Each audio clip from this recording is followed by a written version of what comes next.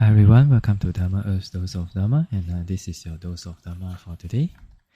Okay, we're going to go to the last one of the right speech, which is abstinence from frivolous speech, useless speech. Okay, so if some speech of no benefit in this world or beyond for the speaker or listener, do we have speech that result in merely building up defilements and wasting time to people? Okay, so this kind of wasting time and building defilements and useless speech, this kind of speech is frivolous speech or useless speech. So there are two factors which fulfill this. First, the intention to engage in speech which is of no benefit to the speaker or listener. And second, engaging in such speech. Okay, so those people who make frivolous speech, they waste other people's time, they increase the defilements of others. Therefore, it is an unwise and unwholesome act to engage in frivolous speech.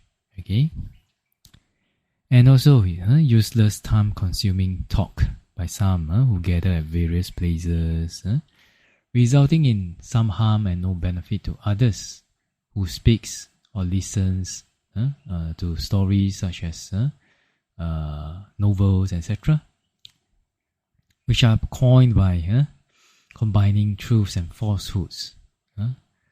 All these are also frivolous speech. Okay, there are some false stories which are made up to give some advice, good advice to people. They do not belong to the class of frivolous speech because they are of some benefit. Okay. Therefore, engaging in frivolous speech, generally it is of minor severity. Okay, it becomes minor or major according to the harm it causes to the listener, like that. So listening to useless things, useless stories, and also there's a lot of brain rot content on the internet now, right?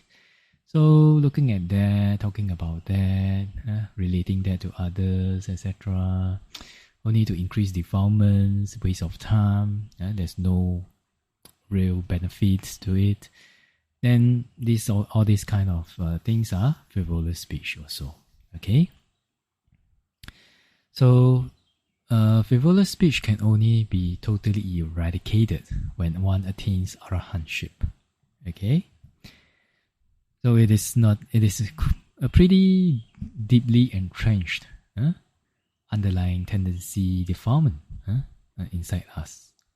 But nevertheless, let us, when we speak, let us be a person that always that treasures our words, and also whenever words come out from our mouths, it brings good benefit, at least according to our intentions. Okay, and with that, if we cultivate that, then actually, I have a senior monk. Okay, then one thing that's very inspiring about him is that he told me, whenever he goes, he tries to do, say, and think in a way that brings benefit to the community that he is in, whether it's in Myanmar, whether it's in Nepal, whether it's in other countries.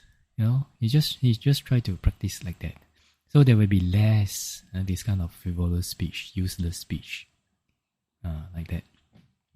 So that's something very inspiring. So let us also, it is possible for us to be like that also.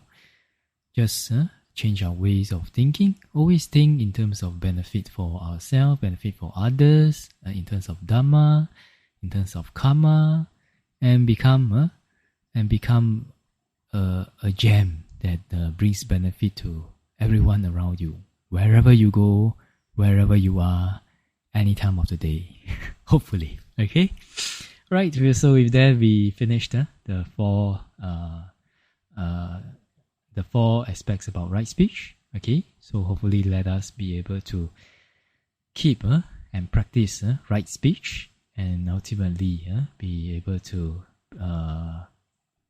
with this right speech, purify our mind, purify our verbal activities, purify our mind, and ultimately may the Triple Gem bless all of us to be able to attain path, fruition, and Nibbana as soon as possible. Sadhu, sadhu, sadhu.